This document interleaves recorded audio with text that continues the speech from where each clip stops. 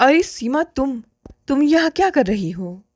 अरे पूजा, जाहिर सी बात है, यूनिवर्सिटी है यहाँ। यूनिवर्सिटी में लोग क्या करते हैं? वैसे तुम्हारा यह यूनिवर्सिटी काफ़ी बड़ा है।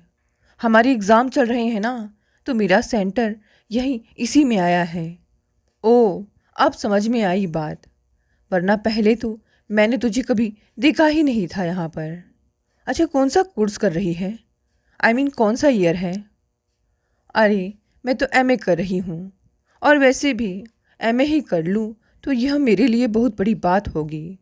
तू तो जानती ही है ना, आजकल पढ़ाई कितनी महंगी हो चुकी है। दूसरों के भरोसे आखिर मैं कितना पढ़ सकती हूँ। वैसे तो मुझे कुछ और पढ़ना था, लेकिन चलो यही सही। अच्छा, अपना बताओ पूजा, तुम क्या कर रही हो? अरे, मैं तो एमबीए कर रही हूँ। अरे वाह, यह तो बहुत अच्छी बात है। चलो ना सीमा, कहीं और चलते हैं। यहाँ पर देखो कितनी भीड़ हो चुकी है। चलो कैंटीन में चलते हैं। अरे नहीं नहीं, कैंटीन में नहीं चलते हैं, शांति नगर की गार्डन में चलते हैं। इस वक्त वहाँ पर बहुत कम लोग ही होते हैं। ठीक है चलो। दोनों एक बड़े पेड़ की छांव में बैठ गई।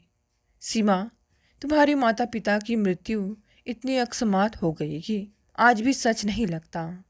चाचा जी के यहाँ तो खुश तो है ना? सीमा की आंखों में आंसू छलक आए। वह आंसू पोंछ कर बोली, चाचा जी के यहाँ सब लोग बड़े अच्छे स्वभाव के हैं। वहाँ पैसे की कोई कमी नहीं है। सब ठाट बाट से आधुनिक ढंग से रहते हैं। लेकिन पूजा, मुझे वहाँ रहना अच्छा नहीं लगता। क्यों भला? देखो पूजा, मेरे पिताजी साधारण लिपिक थे और चाचा जी प्रखर बुद्धि के होने के कारण आईएएस हो गए। दोनों भाइयों की स्थिति में इतना अंतर था कि मेरे पिताजी हमेशा हीन भावना से पीड़ित रहते थे। फिर भी वह स्वाभिमानी थे, इसीलिए उन्होंने हमें चाचा जी के घर से यथासंभव दूर रखा था। उन्हें बहुत दुख था कि बचपन में उन्होंने पढ़ाई की तरफ ध्यान नहीं दिया। अपनी यह कमी वह मेरे द्वारा पूरी करना चाहते थे। आर्थिक स्थिति कमज़ोर थी, फिर भी उन्होंने शुरू से ही मुझे अच्छे स्कूल में पढ़ाया। हर साल मुझे प्रथम श्रेणी में पास होते देख वह फूले नहीं समाते थे। जाने दे ये दुखद बातें। चाचा जी के घर के बारे में बता। चाचा जी के ना 2 बच्चे हैं। बड़ी लड़की सुचिता मेरी उम्र की है और वह भी फाइनल की परीक्षा दे रही है। छोटा राजन कॉलेज में पढ़ता है। पूजा, तुझे यह सुनकर आश्चर्य होगा कि सुचिता और मैं चचेरी बहनें हैं, फिर भी हमारी शकल सूरत एकदम मिलती जुलती है। तो इसका मतलब यह है कि सुचिता बहन भी तुझ जैसी सुंदर है ना? रंग तो उसका इतना साफ नहीं, पर अच्छे कपड़े लत्तों और आधुनिक साज श्रृंगार से वह काफ़ी आकर्षक लगती है। तभी तो उसकी शादी नितिन जैसे लड़के से तय हो गई। आज 5 तारीख है ना? 20 तारीख को दिल्ली में उनकी शादी है। अच्छा, यह तो बड़ी खुशी की बात है। पर यह नितिन है कौन और करता क्या है? नितिन चाचा जी के पुराने मित्र अमरनाथ जी का बेटा है। अमरनाथ जी मथुरा में ऊंचे पद पर हैं। उनकी 2 लड़कियां हैं और एक बेटा। लड़कियों की शादी हो चुकी है। नितिन भी आईएएस है और आजकल झांसी में अतिरिक्त कलेक्टर के पद पर कार्य कर रहा है। देखने में सुंदर, हंसमुख और स्वस्थ है। तो क्या यह प्रेम विवाह है? प्रेम विवाह तो नहीं कह सकते, लेकिन दोनों एक दूसरे को जानते हैं। सीमा, अपने चाचा जी से कहना कि तेरे लिए भी ऐसा ही लड़का ढूंढ ले। भाग, कैसी बातें करती हैं? कहाँ सुचिता और कहाँ मैं? पगली, नितिन सरीखा पति पाने के लिए माँ बाप का रईस होना आवश्यक है, और मेरे माँ बाप तो हैं ही नहीं। मैं तो शादी की बात सोच भी नहीं सकती। पास होते ही मैं नौकरी तलाश करूंगी। चाचा जी पर मैं और ज़्यादा बोझ नहीं डालना चाहती। रहस्यमय ढंग से हंसते हुए सीमा बोली, अरे, तू शादी नहीं करना चाहती ना? तो अपने चाचा जी से मेरे लिए लड़का ढूंढने के लिए कह दे। दोनों हंसने लगी। अरे पूजा, एक बात तो तुझे बताना भूल ही गई। रसोई में चाची जी की मदद करते करते मैं भी रईसी खाना, नए नए व्यंजन बनाना सीख गई हूँ। अगर किसी आईएएस अधिकारी से ब्याह करने को तेरी इच्छा पूरी हो जाए तो अपने पति के साथ मेरे घर अवश्य आना। खूब बढ़िया खाना खिलाऊंगी। एक दूसरे से हंसी मजाक करते हुए उन्हें आधा घंटा बीत गया। जब वे तपती धूप से परेशान होने लगी तो जाने के लिए उठ खड़ी हुई। सीमा ने एक कागज पर चाचा जी का पता और अपना रोल नंबर लिखकर पूजा को दे दिया। सीमा, रिजल्ट निकलते ही मुझे खबर करना। ज़रूर ज़रूर। अब कब मुलाकात होगी? कहकर सीमा पूजा के गले लगी। फिर दोनों भारी मन से एक दूसरे से विदा हुई। सुचिता और सीमा के पर्चे अच्छे होने पर चाचा चाची खूब खुश थे। चाची जी, अब मैं घर का काम संभालूंगी, आप निश्चिंत होकर बाहर का काम करिए, सीमा ने कहा। शादी का दिन आया, लेकिन घर में कोई हो हल्ला नहीं था। दोनों तरफ के मेहमानों के लिए एक अच्छे होटल में कमरे ले लिए गए थे। शादी और खाने पीने का प्रबंध भी होटल में ही था। मेहमान भी सिर्फ एक दिन के लिए आने वाले थे। सुचिता के माता पिता मेहमानों की अगवानी के लिए सवेरे से ही होटल में थे। बाराती सुबह 10 बजे पहुंच गए थे। सबका उचित स्वागत सम्मान किया गया। दोपहर 1 बजे खाना हुआ। खाने के बाद सुचिता के माता पिता थोड़ी देर के लिए आराम करने अपने कमरे में आ गए। 4 बजे फिर तैयार होकर रिश्तेदारों और बारातियों के पास चले गए। जाते जाते सुचिता से बोल गए कि वह जल्दी मेकअप करके वक्त पर तैयार हो जाए। माँ बाप के जाते ही सुचिता ने सीमा को अपने पास बुलाया और बोली, सीमा, मैं मेकअप के लिए जा रही हूँ, लेकिन यदि मुझे देर हो गई तो पिताजी को अलग से बुलाकर ठीक 6 बजे यह लिफाफा दे देना। भूलना नहीं। नहीं भूलूंगी, लेकिन तुम 6 बजे तक आने की कोशिश करना। सुचिता हाथ में छोटा सा सूटकेस लेकर चली गई। होटल के ग्राउंड फ्लोर पर ब्यूटी पार्लर में जाने की बात कहकर जब शाम को 6 बज गए और सुचिता नहीं आई तो सीमा ने चाचा जी को कमरे में बुलाकर वह लिफाफा उनके हाथ में दे दिया। चाचा जी, यह सुचिता ने दिया है, अब बिटिया की कौन सी मांग है। कहते कहते उन्होंने लिफाफा खोला और अंदर का कागज निकालकर जैसे जैसे पढ़ने लगे, उनका चेहरा क्रोध से लाल हो गया। मूर्ख लड़की, कहते कहते वह दोनों हाथों में सिर पकड़कर बैठ गए। चाचा जी, क्या हुआ? अब मैं क्या करूं सीमा, कहकर उन्होंने वह कागज सीमा को दे दिया और आंखों में आए आंसू पोंछकर उन्होंने सीमा से कहा, जा बेटी, अपनी चाची को जल्दी से बुला ला, मैं अमरनाथ जी को फ़ोन करके बुलाता हूँ। चिट्ठी पढ़कर सीमा सकपका गई और झट से चाची को बुला लाई। सुचिता के पिता ने वह चिट्ठी अपनी पत्नी के हाथ में पकड़ा दी। पढ़ते ही सुचिता की माँ रो पड़ी।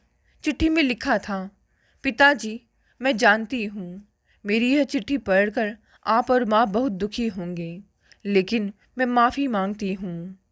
मैं मानती हूँ कि नितिन लाखों में एक है, मुझे भी वह अच्छा लगता है, लेकिन मैं विनीत से प्यार करती हूँ और जब आप यह पत्र पढ़ रहे होंगे तब तक मंदिर में मेरी उससे शादी हो चुकी होगी। आपको पहले बताती तो आप राज़ी ना होते। मैं यह भी जानती हूँ कि शादी के दिन मेरे इस तरह एकाएक गायब हो जाने से आपकी स्थिति बड़ी विचित्र हो जाएगी, लेकिन मैं दिल से मजबूर हूँ। हाँ, मेरा एक सुझाव है। सीमा का कद मेरी जैसा ही है और रंग रूप में तो वह मुझसे भी बेहतर है। आप नितिन से उसकी शादी कर दीजिए, किसी को पता नहीं चलेगा। मैं फिर आपसे क्षमा मांगती हूँ, सुचिता। इतने में अमरनाथ जी भी अपनी पत्नी के साथ वहाँ आ गए। उन्हें देखकर सुचिता के पिता ने बड़े दुखी स्वर में कहा, मेरे दोस्त, क्या बताऊँ, इस सुचिता ने तो हमें कहीं का नहीं छोड़ा। और यह कहकर उन्होंने वह चिट्ठी उन्हें पकड़ा दी। पत्र पढ़कर नितिन के माता पिता दोनों ही हतप्रभ रह गए। फिर नितिन के पिता ने सीमा की तरफ देखकर कहा, बेटी, तुम जरा बाहर जाकर देखो, कोई अंदर ना आ पाए। सीमा बाहर चली गई। फिर कुछ देर उन लोगों में बातचीत हुई। इसके बाद सुचिता के पिता ने सीमा को अंदर बुलाकर कहा, बेटी, हम सबकी इज्जत अब तेरे हाथ में है, तो इस शादी के लिए हाँ कर दे तो हम लोग भी बात संभाल लेंगे। आप जो भी आज्ञा देंगे मैं करने को तैयार हूँ, सीमा ने धीरे से कहा। शाबाश बेटी, तुझसे यही उम्मीद थी। सीमा ने सबके पैर छुए। सबने राहत की सांस लेकर उसे आशीर्वाद दिया और आगे की तैयारी में लग गए। शादी धूमधाम से हुई, किसी को कुछ पता ही नहीं चला। खुद नितिन को भी इस हेर फेर का आभास ना हुआ। मथुरा में शानदार स्वागत आयोजन हुआ। जब सब रिश्तेदार वापस चले गए तो अमरनाथ जी ने अपने पुत्र को बुलाकर सब बात बता दी। सुनकर नितिन ने अपने को बेहद अपमानित महसूस किया। उसके मन को गहरी ठेस लगी थी और उसे सबसे अधिक अफसोस इस बात का था कि उससे संबंधित इतनी बड़ी बात हो गई और माँ बाप ने कोई कदम उठाने से पहले उससे सलाह तक नहीं ली। माँ बाप पर जैसे दुख का पहाड़ गिर पड़ा। बेचारी सीमा कमरे में ही दुबकी रहती। उसे समझ में नहीं आता था कि अब वह क्या करे। सुचिता की नादानी ने सबका जीवन अस्त व्यस्त कर दिया था। वह सोचती, सुचिता को नितिन सरीखे भले लड़के के जीवन में इस तरह कड़वाहट भरने का क्या अधिकार था। सीमा का मन सबके लिए करुणा से भर गया। एक दिन सीमा के सास ससुर ने उसे बुलाकर कहा, सीमा, हमारे इकलौते बेटे का जीवन सुखी करना अब तुम्हारे हाथ में है। नितिन बहुत अच्छा लड़का है, लेकिन उसके मन पर जो गहरा घाव हुआ है उसे भरने में समय लगेगा। तुम उसके मन का दुख समझने का प्रयास करो। हमें विश्वास है कि तुम्हारी सूझबूझ से उसका घाव जल्दी से भर जाएगा, लेकिन तब तक तुम्हें सब्र से काम लेना होगा। किसी प्रकार की जल्दबाजी घातक सिद्ध हो सकती है। आप निश्चिंत रहिए, मुझे उम्मीद है कि आपके आशीर्वाद और मार्गदर्शन से मैं सब ठीक कर लूँगी, सीमा बोली। नितिन को फिर से ड्यूटी पर जाना था। नितिन के माता पिता ने सोचा, कहीं नितिन झांसी जाते समय सीमा को साथ ले जाने से मना ना कर दें। इसीलिए नितिन के पिता ने लंबी छुट्टी ले ली और वह भी झांसी जाने के लिए सपत्नी नवदंपति के साथ हो लिए। जिन दिनों नितिन के माता पिता झांसी में थे, उन दिनों सीमा सबसे पहले उठकर नहा धोकर नाश्ते की तैयारी करती। खाना नितिन की माँ बनाती थी। वह इस काम में भी अपनी सास का हाथ बटाती। सास ससुर के आग्रह से उसे सबके साथ ही नाश्ता और भोजन करना पड़ता। एक दिन उसकी सास अपने पति से बोली, कुछ भी हो, लड़की सुंदर होने के साथ साथ गुणी भी है। मेरी तो यही प्रार्थना है कि जल्द ही उसे पत्नी के योग्य सम्मान मिलने लगे। मुझे तो लगता है तुम्हारी इच्छा जल्दी ही पूरी होगी। बदलती हवा का रुख मैं महसूस कर रहा हूँ, सीमा के ससुर बोले। और यही आशा लेकर उसके सास ससुर वापस मथुरा चले गए। एक रात खाने पर नितिन ने सीमा से कहा, मैं जानता हूँ तुम्हें अकारण ही इस झंझट में फंसाया गया। मुझे इस बात का बहुत अफसोस है। मैं जानती हूँ आप कैसी कठिन मानसिक यंत्रणा से गुजर रहे हैं। आप मेरी चिंता ना करें, लेकिन कृपया मुझे अपना हितैषी समझें। शादी के बाद दोनों में यह पहली बातचीत थी। फिर दोनों अपने अपने कमरे में चले गए। दूसरे दिन नाश्ते के समय सीमा को लगा कि नितिन उससे नज़र चुराकर उसकी तरफ देख रहा है। वह मन ही मन खुश हुई। उसी शाम को बद्री जी और मोहन सपत्नी मिलने आए। सीमा, दिन में तुम अकेली रहती हो, कभी कभी हमारे यहाँ आ जाया करो ना, बद्री जी की पत्नी गायत्री बोली। जरूर आऊँगी, लेकिन कुछ दिन बाद। अभी तो मैं दिन भर उलझी रहती हूँ। किस में? गायत्री ने पूछा। नितिन ने भी आश्चर्य से उसकी तरफ देखा। यूं ही यह नमक तेल मिर्च का मामला अभी जम नहीं पाया। कभी तेल ज़्यादा, कभी नमक ज़्यादा, तो कभी मिर्च ज़्यादा, सीमा ने कहा। सब लोग सुनकर हंस पड़े। शुरू में खाना बनाते समय ऐसा ही होता है। फिर मोहन की पत्नी अर्चना ने आप बीती सुनाई। सीमा ने मेज पर नमकीन, मिठाई और चाय रखी। बद्री जी कह रहे थे, तो नितिन, कल का पक्का है ना? भाभी जी, कल सवेरे 7 बजे पिकनिक पर चलना है आप दोनों को। 40 मील की दूरी पर एक बहुत सुंदर जगह है, वहाँ रेस्ट हाउस भी है। सब इंतज़ाम हो गया है, मैं आप दोनों को लेने 7 बजे आऊँगा। नितिन और सीमा ने एक दूसरे की तरफ देखा। फिर उसी क्षण नितिन बोला, ठीक है, हम लोग चलेंगे। थोड़ी देर बाद जब सब चले गए तो नितिन ने सीमा से कहा, तुम इतना अच्छा खाना बनाती हो, फिर भी सबके सामने झूठ क्यों बोली? आपको मेरा बनाया खाना अच्छा लगता है? बहुत, नितिन ने कहा। दोनों की नज़रें एक क्षण के लिए एक हो गई। फिर दोनों अपने अपने कमरे में चले गए। लेकिन थोड़ी ही देर बाद तेज आंधी के साथ मूसलाधार बारिश होने लगी। बिजली चली गई। नितिन को ख्याल आया कि सीमा अकेली है, कहीं डर ना जाए। वह टॉर्च लेकर सीमा के कमरे के सामने गया और उसे पुकारने लगा। सीमा ने दरवाज़ा खोला और नितिन को देख राहत की सांस ले बोली, देखिए ना, ये खिड़कियां बंद ही नहीं हो रही हैं। बरसात का पानी अंदर आ रहा है। नितिन ने टॉर्च उसके हाथ में दे दी और खिड़कियां बंद करने लगा। खिड़कियों के दरवाजे बाहर खुलते थे। तेज हवा के कारण वह बड़ी कठिनाई से उन्हें बंद कर सका। तुम्हारा बिस्तर तो गीला है, सोओगी कैसे? मैं गद्दा उलट कर सो जाऊंगी। तुम्हें डर तो नहीं लगेगा ना? सीमा कुछ नहीं बोली। नितिन ने अत्यंत मृदुल आवाज में कहा, सीमा, और उसने उसकी तरफ बढ़ने को कदम उठाए। फिर अचानक वह मुड़ा और अपने कमरे में चला गया। दूसरे दिन सवेरे 7 बजे दोनों नहा धोकर पिकनिक के लिए तैयार थे। इतने में बद्री जी भी जीप लेकर आ पहुंचे। नितिन उनके पास बैठा और सीमा किनारे पर। मौसम बड़ा सुहावना था। नितिन और बद्री जी में बातें चल रही थी। सीमा प्रकृति का सौंदर्य देखने में मगन थी। अब रास्ता खराब आ गया था और जीप में बैठे बैठे धक्के लगने लगे थे। तुम इतने किनारे पर क्यों बैठी हो? इधर सरक कर आओ, नितिन ने कहा। लज्जा से सीमा का चेहरा आरक्त हो उठा। उसे सरकने में संकोच करते देख नितिन ने उसका हाथ अपने हाथ में ले लिया और धीरे से उसे अपने पास खींच लिया। सीमा ने भी अपना हाथ छुड़ाने की कोशिश नहीं की। शाम 7 बजे घर लौटे तो दोनों खुश थे। पिकनिक में खूब मज़ा आया था। दोनों ने आकर स्नान किया और गरम गरम चाय पीने हॉल में बैठ गए। नितिन बातचीत करने के लिए उत्सुक लग रहा था। रात के खाने के लिए क्या बनाऊं? सीमा ने पूछा तो उसने कहा, बैठो भी, जल्दी क्या है, ऑमलेट ब्रेड खा लेंगे। फिर उसने अचानक गंभीर होकर कहा, सीमा, मुझे तुमसे कुछ पूछना है। पूछिए। सीमा, इस शादी से तुम सचमुच खुश हो ना? मैं तो बहुत खुश हूँ। खुश क्यों ना हूँ जब मेरे हाथ आप जैसा रतन लगा है। खुशी से नितिन का चेहरा खिल उठा। और मेरे हाथ भी तो तुम जैसी लक्ष्मी लगी हैं।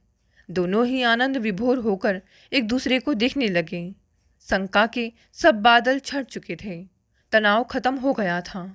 इतने में कॉल बेल बजी। नितिन उठकर बाहर गया। सीमा सोच रही थी कि अगले दिन सवेरे वह सास ससुर को फ़ोन करके यह खुशखबरी देगी। सीमा, सीमा कहते हुए खुशी से उछलता नितिन अंदर आया। इधर आओ सीमा, देखो तुम्हारा एमए का नतीजा आया है। दौड़कर सीमा उसके पास गई, लेकिन नितिन ने आसानी से उसे तार नहीं दिया। सीमा को छीना झपटी करनी पड़ी। तार खुलकर पढ़ा, हार्दिक बधाई, योग्यता सूची में द्वितीय। खुशी से सीमा का चेहरा चमक उठा। तिरछी नज़र से उसने पास खड़े नितिन की तरफ देखा। नितिन ने आवेश में उसे अपनी ओर खींच लिया और मृदुल आवाज में कहा, मेरी ओर से भी हार्दिक बधाई। तुम जैसी होशियार, गुणी और सुंदर पत्नी पाकर मैं भी आज योग्यता सूची में आ गया हूँ सीमा। इस सुखद वाक्य को सुनते ही सीमा ने अपना माथा समर्पित भाव से नितिन के कंधे पर रख दिया। दोस्तों, ये कहानी यहीं समाप्त हो गई। साथ देखते हैं आज की दूसरी कहानी। पापा अखबार पढ़ रहे थे और उनके पास बैठी मम्मी टीवी देख रही थी। मैंने जरा ऊंची आवाज़ में दोनों को बताया, आप दोनों से मिलने विपिन 2 घंटे के बाद आ रहा है। किस लिए? पापा ने आदतन फौरन माथे पर बल डाल दिए। शादी की बात करने। शादी की बात करने वह हमारे यहाँ क्यों आ रहा है? क्या बेकार का सवाल पूछ रहे हैं आप? मम्मी ने भी आदतन तीखे लहजे में पापा को झड़का और फिर उत्तेजित लहजे में मुझसे पूछा, क्या तुम दोनों ने शादी करने का फैसला कर लिया है? हाँ मम्मी। बहुत अच्छा। मम्मी खुशी से उछल पड़ी। मगर वह लड़का मुझे नहीं पता। पापा ने चिढ़े लहजे में अपनी राय जाहिर की तो मम्मी फौरन उनसे भिड़ने को तैयार हो गई। विपिन क्यों आपको पसंद नहीं है? क्या कमी है उसमें? मम्मी का लहजा फौरन आक्रामक हो उठा। हमारी काव्या के सामने उसका व्यक्तित्व कुछ भी नहीं है, जचता नहीं है वह हमारी बेटी के साथ।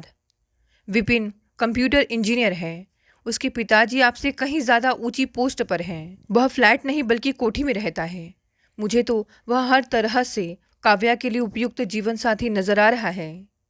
तुझे तो वह जचेगा ही, पापा गुस्से में बोले, क्योंकि मैं जो उसे पसंद नहीं कर रहा हूँ, मेरे खिलाफ बोलते ही तो तूने सारी जिंदगी गुजारी है। पापा आई लव विपिन, मुझे अपना जीवन साथी चुनने। मम्मी ने मुझे अपनी बात पूरी नहीं कहने दी और पापा से भिड़ना जारी रखा। मैंने आपके साथ जिंदगी गुजारी नहीं बल्कि बर्बाद की है। रात दिन की कलह, टोका टोकी और बेइज्जती के सिवा कुछ नहीं मिला है मुझे पिछले 25 साल में। इंसान जिस लायक होता है उसे वही मिलता है। बुद्धिहीन इंसान को जिंदगी भर जूते ही खाने को मिलेंगे। आपके पास भी जहरीली ही जबान ही है, दिमाग नहीं। क्या यह समझदारी का लक्षण है कि बेटी शादी करने की अपनी इच्छा बता रही है और आप कलेश करने पर उतारू हैं? मैं अपनी बेटी के लिए विपिन से कहीं ज़्यादा बेहतर लड़का ढूंढ सकता हूँ। पहली बात तो यह है कि आज तक आपने काव्या के लिए एक भी रिश्ता नहीं ढूंढा है। दूसरी बात, जब काव्या विपिन से प्रेम करती है तो शादी भी उसी से ही करेगी ना, या नहीं? यह प्रेम व्रेम कुछ नहीं होता। जो फैसला बड़े सोच समझकर और ऊंच नीच देखकर करते हैं वही बेहतर होता है। प्रेम के ऊपर आप नहीं तो और कौन लेक्चर देगा? मम्मी ने तीखा व्यंग किया। शादी के बाद भी आप प्रेम के क्षेत्र में रिसर्च जो करते रहे हैं। मैं किसी भी औरत से हंसू बोलूं तो तुझे हमेशा चिढ़ ही हुई है। जिस आदमी की पत्नी लड़ झगड़ कर महीने में 15 दिन मायके में पड़ी रहती थी, वह अपने मनोरंजन के लिए दूसरी औरत से दोस्ती करेगा ही। मेरी गोद में काव्या ना आ गई होती तो मैंने आपसे तलाक ले लिया होता। अब मम्मी की आंखों में आंसू छलक आए थे। बात बात पर पुलिस बुलाकर पति को हथकड़ियाँ लगवा देने वाली पत्नी को तलाक देने की इच्छा किस इंसान के मन में पैदा नहीं होगी? मैं भी इस काव्या के सुखद भविष्य के कारण ही तुमसे बंधा रहा, नहीं तो मैंने तलाक जरूर। अब आप दोनों चुप भी हो जाइए। मैं इतनी जोर से चिल्लाई कि मम्मी और पापा जोर से चौंक कर सचमुच खामोश हो गए। घर में आपका होने वाला दामाद कुछ ही देर में आ रहा है। मैंने उन दोनों को सख्त स्वर में चेतावनी दी। अगर उसे आप दोनों ने आपस में गंदे ढंग से झगड़ने की हल्की सी झलक भी दिखाई तो मुझसे बुरा कोई नहीं होगा। मैं बिल्कुल चुप रहूंगी। गुड़िया, तू गुस्सा मत हो और अच्छी तरह से तैयार हो जा। मम्मी एकदम से शांत नजर आने लगी थी। मैं भी बाजार से कुछ खाने पीने का सामान लाने को निकलता हूँ। नाखुश नजर आ रहे पापा मम्मी को गुस्से से घूरने के बाद बेडरूम की तरफ चले गए। अपने कमरे में पहुंचने के बाद मेरी आंखों में आंसू भर आए थे। अपने माता पिता को बचपन से मैं बात बात पर यूं ही लड़ते झगड़ते देखती आई हूँ। अपनी अपनी तीखी कड़वी जबानों से दोनों ही एक दूसरे के दिलों को जख्मी करने का कोई मौका नहीं चुकते हैं। वे दोनों ही मेरे भविष्य का निर्माण अपने अपने ढंग से करना चाहते थे। अक्सर उनके बीच झड़पें मुझे लेकर ही शुरू होती। मम्मी चाहती थी कि उनकी सुंदर बेटी प्रभावशाली व्यक्तित्व की स्वामिनी बने। उन्होंने मुझे सदा अच्छा पहनाया, मुझे डांस और म्यूज़िक की ट्रेनिंग दिलवाई। मेरी हर इच्छा को पूरी करने के लिए वे तैयार रहती थीं। वे खुद कमाती थी, इसलिए मुझ पर पैसा खर्च करने में भी उन्हें दिक्कत नहीं हुई। पापा का जोर सदा इस बात पर रहता कि मेरा करियर बड़ा शानदार बने। वे मुझे डॉक्टर या आईएएस अफसर बनाना चाहते थे। मेरे स्वास्थ्य की भी उन्हें फिक्र रहती। मैं खूब जूस और दूध पीऊँ और नियमित रूप से व्यायाम करूँ, ऐसी बातों पर उनका बड़ा जोर रहता। वैसे सच्चाई यही है कि मेरी मम्मी के साथ ज़्यादा अच्छी पड़ती रही, क्योंकि पापा को खुश करना मेरे खुद के लिए टेंशन का काम बन जाता था। पापा की डांट से बचने के लिए मम्मी मेरी ढाल हमेशा बन जाती थी। मुझे लेकर उनके बीच सैकड़ों बार झगड़ा हुआ होगा। जब एक बार दोनों का मूड बिगड़ जाता तो अन्य क्षेत्रों में भी उनके बीच टकराव और तकरार का जन्म हो जाता। मम्मी ने 5-6 साल पहले ऐसे ही एक झगड़े में पुलिस बुला ली थी। मुझे वह सारी घटना अच्छी तरह से याद है। उस दिन डर कर मैं खूब रोई थी। मैं ना होती तो वे दोनों कब के अलग हो गए होते। ऐसी धमकियां मैंने हजारों बार उन दोनों के मुंह से सुनी थी। अब विपिन से शादी करके मैं सिंगापुर जाने वाली थी। मेरी गैर मौजूदगी में कहीं इन दोनों के बीच कोई अनहोनी ना घट जाए, इस सोच के चलते मेरा मन कांपना शुरू हो गया था। विपिन आया तो मम्मी ने प्यार से उसे गले लगाकर स्वागत किया था। पापा भी जब उससे मुस्कुराकर मिले तो मैंने मन ही मन बड़ी राहत महसूस की थी। हम दोनों अगले हफ्ते शादी करना चाहते हैं, क्योंकि 15 दिन बाद मुझे सिंगापुर में नई कंपनी ज्वाइन करनी है। अभी शादी नहीं हुई तो मामला साल भर के लिए टल जाएगा। विपिन ने उन्हें यह जानकारी दी तो मम्मी पापा दोनों के चेहरों पर टेंशन नजर आने लगा था। सप्ताह भर का समय तो बहुत कम है। विपिन, हम सारी तैयारियां कैसे कर पाएंगे? मम्मी चिंतित हो उठी। आंटी, शादी का फंक्शन छोटा ही करना पड़ेगा। वह क्यों? पापा के माथे में फौरन बल पड़े तो उन्हें शांत रखने को मैंने उनका हाथ अपने हाथ में लेकर अर्थपूर्ण अंदाज में दबाया। अंकल आंटी, सच बात यह है कि मेरी मम्मी पापा इस रिश्ते से बहुत खुश नहीं हैं। मैंने इसी वजह से कल रात ही उन्हें काव्या से शादी करने की बात तब बताई जब नई कंपनी से मुझे ऑफर लेटर मिल गया।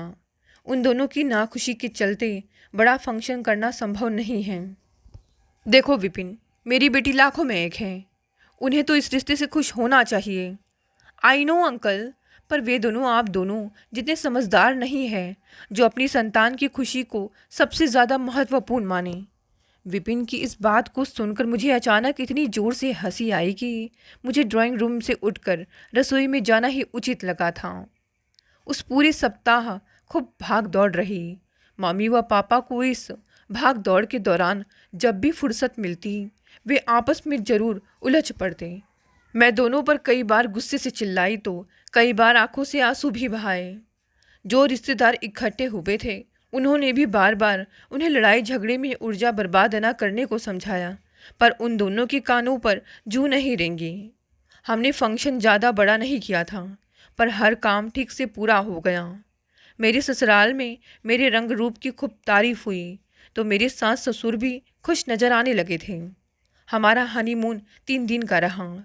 मनाली के खुशगवार मौसम में अपने अब तक के जीवन के सबसे बेहतरीन मौज मस्ती भरे 3 दिन विपिन के साथ बिताकर हम दिल्ली लौट आए।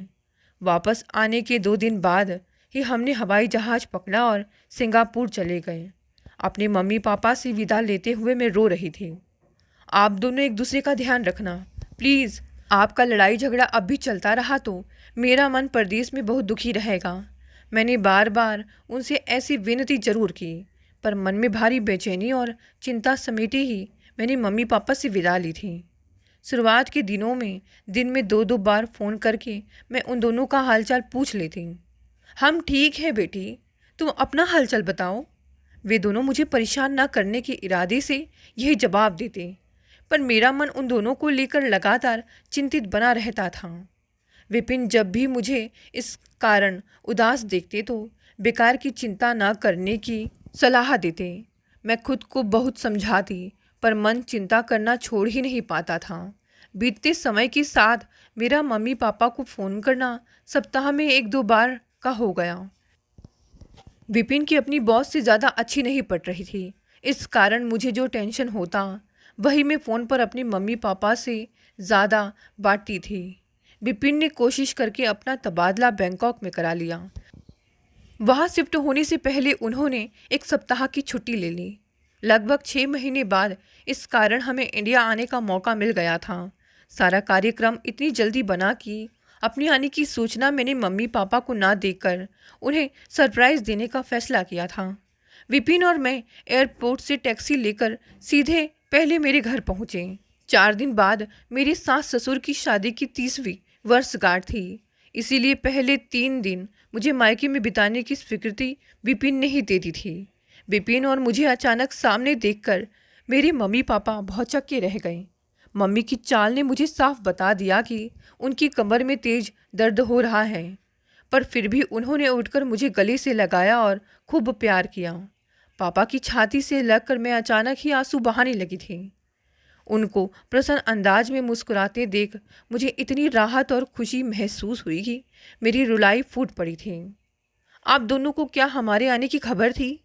कुछ शांत हो जाने के बाद मैंने इधर उधर नज़रें घुमाते हुए हैरान स्वर में सवाल किया। नहीं तो? क्यों नहीं दी तूने अपने आने की खबर? मम्मी नकली नाराज़गी दिखाते हुए मुस्कुराई। मुझे आप दोनों का सरप्राइज़ देना था। वैसे पहले यह बताओ कि सारा घर फिर किस खुशी में इतना साफ सुथरा, इतना सजा धजा नजर आ रहा है? घर तो अब ऐसा ही रहता है काव्या। हाँ, पर्दे पिछले महीने बदलवाए थे, सो इस कारण ड्राइंग रूम का रंग ज़्यादा निखर आया है। कमाल है मम्मी, अपनी कमर दर्द की परेशानी के बावजूद आप इतनी मेहनत। मेरी प्यारी गुड़िया, यह सारी जगमग तेरी माँ की मेहनत का नतीजा नहीं है। आजकल साफ सफाई का भूत मेरे सिर पर जरा ज़्यादा चढ़ा रहता है। पापा ने छाती चौड़ी कर मजाकिया अंदाज में अपनी तारीफ की तो हम तीनों खिलखिलाकर हंस पड़े। आप और घर की सफाई? आई कांट बिलीव यू पापा। अरे, अपनी मम्मी से पूछ ले। मैं मम्मी की तरफ घूमी तो उन्होंने हंसकर कहा, मैंने अब इन्हें गृह कार्यों में अच्छी तरह से ट्रेन कर दिया है। काव्या, कुछ देर में ये हम सबको देखना कितने स्वादिष्ट गोभी और मूली के पराठे बनाकर खिलाएंगे। गोभी और मूली के पराठे पापा बनाएंगे? मेरा मुंह खुला का खुला रह गया। साफ सफाई और किचन पापा ने ही संभाल लिया है, तो घर में आप क्या करती हो? मैंने आंखें मटकाते हुए मम्मी से सवाल पूछा। आजकल जमकर ऐश कर रही हूँ। मम्मी ने जब अपने बालों को झटका देकर बड़ी अंदाज से पीछे किया तो मैंने नोट किया कि उन्होंने बाल छोटे करा लिए थे। बाल कब कटवाए आपने? बड़ा सूट कर रहा है आप पर यह नया स्टाइल। मैंने चारों तरफ घूमकर मम्मी के नए स्टाइल का निरीक्षण किया। तेरे पापा को ही मुझे मैम बनाने का शौक चढ़ा और ज़बरदस्ती मेरे बाल कटवा दिए। मम्मी ने बड़ी अजीब सी शक्ल बनाकर पापा की तरफ बड़े प्यार से देखा था। चल, बाल तो मैंने कटवा दिए, पर ज़्यादा सुंदर दिखने को ब्यूटी पार्लर और जिम के चक्कर तो तुम अपनी इच्छा से ही लगा रही हो ना? पापा ने यह नई जानकारी दी तो मैंने मम्मी की तरफ और ज़्यादा ध्यान से देखा।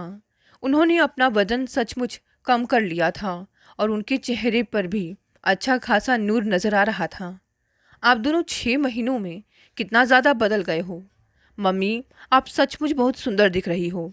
मैंने प्यार से उनका गाल चूम लिया। डार्लिंग, तुम बेकार ही सिंगापुर में मम्मी पापा की चिंता करती रहती थी। ये दोनों बहुत खुश नज़र आ रहे हैं। विपिन की इस बात को सुनकर मैं झेप उठी थी। हमारी फिक्र ना किया करो तुम। परदेश में तुम तो हमारी गुड़िया का पूरा पूरा ध्यान रखते हो ना विपिन? पापा ने अपने दामाद के कंधे पर हाथ रख दोस्ताना अंदाज में सवाल पूछा। रखता तो हूँ, पर शायद उतनी अच्छी तरह से नहीं जितना आप मम्मी का रखते हैं। विपिन की यह बात सुनकर हम सब फिर से हंस पड़े। कैसे हो गया यह चमत्कार? मेरी हंसी थमी तो मैंने पापा और मम्मी का हाथ प्यार से पकड़कर हैरान सी हो यह सवाल मानो खुद से ही पूछा था। मुझे कारण पता है। विपिन किसी स्कूली बच्चे की तरह हाथ उठाकर बोले तो हम तीनों बड़े ध्यान से उनका चेहरा ताकने लगे थे। हमारे ध्यान का केंद्र अच्छी तरह बन जाने के बाद उन्होंने शरारती अंदाज में मुस्कुराते शर्माते हुए कहा, मेरी समझ से इस घर में दामाद के पैरों का पड़ना शुभ साबित हुआ। फिर हम चारों के सम्मिलित ठहाके से ड्राइंग रूम गूंज उठा। दोस्तों, ये कहानी यही समाप्त हो गई। कहानी पसंद आई तो इसे लाइक, शेयर और कमेंट करें। नए हैं तो चैनल को भी सब्सक्राइब कर लें। धन्यवाद दोस्तों, मिलते हैं अगली नई कहानी से।